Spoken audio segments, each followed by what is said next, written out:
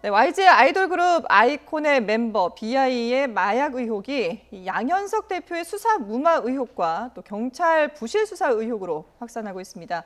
BI에 대한 수사 무마 의혹을 제기한 공익 신고가 국민권익위원회에 접수가 된 거죠. 이 제보자 A씨는 연애 지망생 한모 씨로 알려지고 있습니다. 예. 본인이 이렇게 진술을 했습니다. 내게 불이익이 있을 수는 있지만 버닝썬 사건 이후 경찰 유착 의혹에 대해서 제대로 밝혀지지 않는 것을 보고 공익신고를 결심했다. 그 당시 2016년에 벌어진 그 마약 의혹 사건과 관련해도 본인이 생각하기에도 유착에 대한 상당한 의심이 있기 때문에 네. 그래서 그 당시의 과거 사실까지 지금 접수해서 국민권익위원회에서 이제 신고해서 조사해 주길 바란다 이런 의혹을 제기하고 있는 상황이고요. 예. 두 가지를 제시했으며 첫 번째는 그 당시에 BI의 마약 투약 의혹과 관련해서 본인에게 말하자면 참고인 증인이 되지 않겠습니까? 네. 회유나 협박이 있었다. 그리고 경찰이 이 사건에 대해서 제대로 대처하지 못했다라는 내용으로 접수를 했습니다. 예. 근데 이 한모 씨가 지금 뭐 연예인 지망생이고 한데 이 한 씨를 대리해서 비실명 공익 신고를 한 사람이 바로 이제 방정현이라는 변호사입니다. 근데 이 변호사가 인터뷰를 하기를 양현석 YG 대표가 2016년에 이 당시에 또 제보를 했던 이 한 씨를 YG 사옥으로 직접 불러서 휴대전화를 빼앗고 그리고 자신에게 그러니까 이 한모 씨에게 불이익을 줄 수도 있다 이렇게 협박을 했다라고 주장을 하고 있는 거잖아요. 네, 그렇습니다. 지금 이제 이 방정현 씨 같은 경우는 지난번에 누구죠? 정준영 씨죠. 네네. 예, 휴대 수사와 관련돼 가지고 휴대전화 수사와 관련돼서 이제 그 공익위원회 공익 신고를 한 그렇죠. 사람인데요. 예.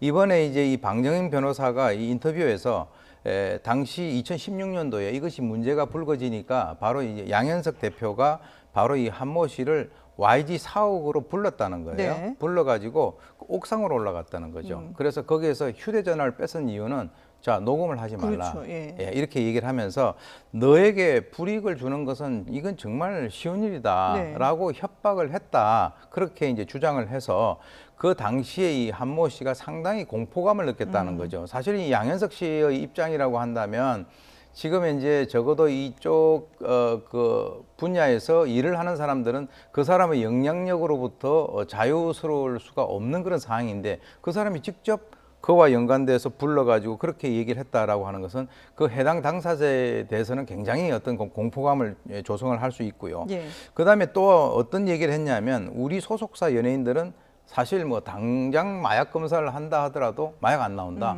왜 그러냐면 우리가 주기적으로 자체적으로 이게 뭐 정확한지는 모르겠습니다만 네. 그렇게 얘기를 했다라고 예. 하는 것인데 주기적으로 이제 마약 검사를 하고 만약에 문제가 된다면 일본으로 보내가지고 마약 성분을 갖다 빼내버린다. 이렇게 얘기를 했단 네네. 말이죠.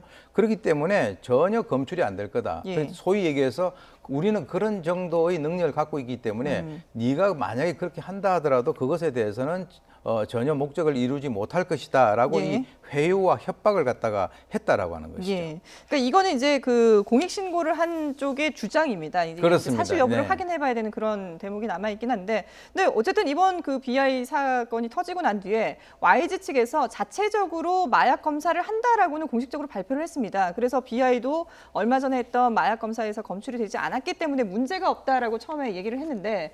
근데 이게 일반적으로 연예 기획사에서 소속 아티스트들을 대상으로 마약 검사를 이렇게 주기적으로 하나요?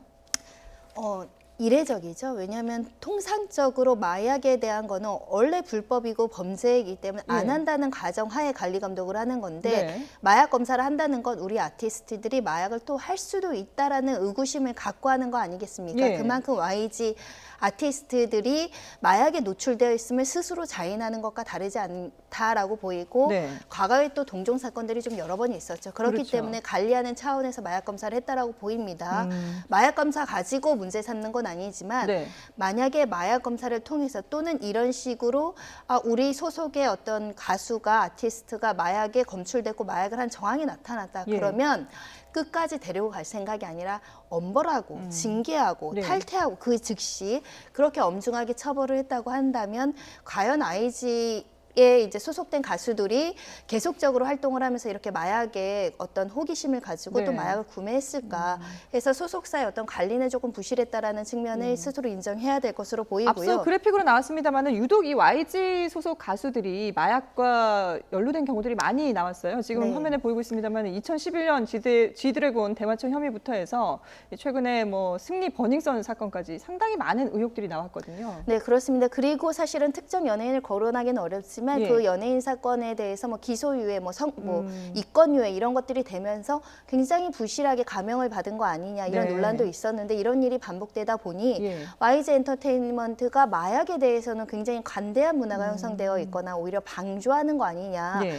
이런 일각의 어떤 비판까지 제기된 상황에서 우리는 주기적으로 마약 검사를 하고 마약이 혹시 나오면 일본으로 보내서 마약 성분을 빼낸다라는 것은 어떻게 보면 우리 사법기관을 좀 그 경시하고 우습게 보는 거 아니냐라는 네네. 비판도 있습니다. 왜냐하면 이 주장이 사실인지 모르겠지만 어떤 가수가 마약 성분이 검출이 됐다. 그럼 일본으로 가서 증거를 인멸하고 오는 것까지 소속사에서 관리를 했다라는 방증이기 때문에 네. 이 부분은 굉장히 심각하게 받아들여야 된다. 만약에 누군가가 마약이 나온다고 한다면 예. 즉시 소속 이거를 수사기관에 자진해서 자수하라고 할 수까지는 없겠지만 네. 그래도 철저하게 탈퇴를 시킨다거나 해서 엄중하게 처리를 했어야 되는데 오히려 가서 그 마약 성분을 빼고 다시 활동을 시킨다는 것은 양현석 대표도 감독 책임에서 벗어나기 어렵다라는 생각이 듭니다. 예.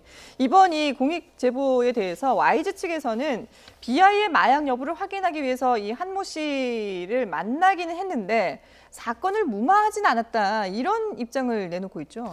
글쎄요, 이 사건을 무마하지 않았다라고 하는 것을 이제 물론 이제 조사를 통해서 밝혀져야 될 그런 부분들인데 예. 지금까지 나와 있는 여러 가지 것들을 보게 된다면 사실은 이제 그 말을 완전히 신뢰를 하기가 쉽지가 않다라고 하는 것이죠. 왜 그러냐면 지금 이제 그 이번에 공익위원회 제보했던 저 변호사 같은 경우도 예. 지금 이제 양현석 대표와 이제 그 어떤 그 경찰 수사와의 관계에 있어서의 어떤 신뢰성에 대해 가지고 신뢰를 할 수 없기 때문에 권익위에다가 공익신고서를 제출했다라고 이제 얘기를 하고 있는 것인데 네네.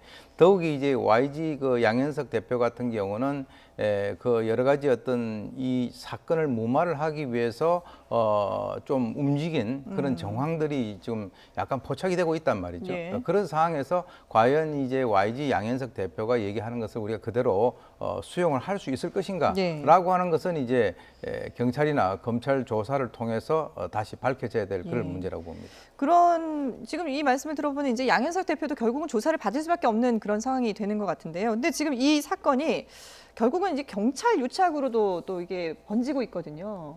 제가 좀 의구심이 드는 게 1차, 2차에서는 BI에 대해서 마약을 줬다라고 네. 진술을 구체적으로 했고 C라는 마약 딜러도 BI를 지목을 했습니다. 그럼 다수의 참고인이 존재하는 것이고 휴대전화 메시지도 확보가 된 상태라고 했다면 예. BI를 당연히 소환 조사해서 마약 검사를 실시했어야 됩니다. 그렇죠. 즉시. 예. 근데 그 과정이 생략되어 있고 그럼 유력한 제보자인 A씨가 3차 조사에서는 아닙니다. BI가 이런 요청을 했지만 주지 않았습니다라고 네. 진술을 번복했다는 것인데 그 유력한 진술을 번복했을 때 왜 진술을 번복하는지에 대해서 빠짐없이 철저하게 수사를 해야 되는데 3차 조사에 끝나고 예. 그리고 진술 경위 이유에 대해서는 또 제대로 된 수사가 이루어지지 않았을 뿐만 아니라 3차 조사에 지금 경찰에서 이야기 나오는 것은 3차 조사 때 변호사가 이상했다. 메모지에 진술을 적어와서 이렇게 진술하라고 옆에서 계속 꼬치하는 등 좀 이상했다라는 진술을 경찰관이 하고 있습니다. 네.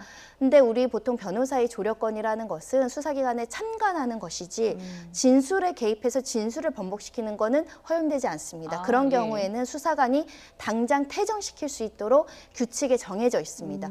그래서 저희는 진술을 조력하는 정도, 예를 들면 A라고 말했는데 B로 잘못 들린다거나 네네. 이런 정도의 진술을 정리하는 역할을 할 수 있을 뿐 진술을 개입해서 진술을 번복하는 것은 변호사의 역할도 아닐 뿐더러 그건 수사관이 제지했어야 됨에도 불구하고 수사관이 지금에서 부실 수사 의혹이 나오면 그때 변호사가 이상하더라라고 변호사 탓을 하는 것은 네. 수사기관의 의무를 방기했다라고도 볼 수 있기 때문에 왜 그 당시에 이 A씨의 번복된 진술만을 믿고 BI를 조사하지 않았는지 그렇죠. 그리고 BI의 최소한 혈액 검사나 소변 검사는 했어야 됨에도 불구하고 이걸 생략했는지는 경찰에서 밝혀야 되는 부분이 아닌가 생각이 듭니다. 예. 일단 지금 권익위에서도 조사를 착수한다고 하는데 그러면은 경찰 날도 이와 관련해서 재수사를 하겠다고 하거든요. 그럼 이런 부분들을 이제 좀 면밀하게 들여다볼 수 있는 기회가 될 수 있겠죠. 근데 이게 버닝썬 사건에서도 그렇지만 경찰 유착 의혹이 있었지만 용두사미로 사실 그렇죠. 제대로 예. 이렇게 수사 결과가 나오지 않았기 때문에 경찰 조직의 직무유기나 수사 부실 문제를 경찰이 다시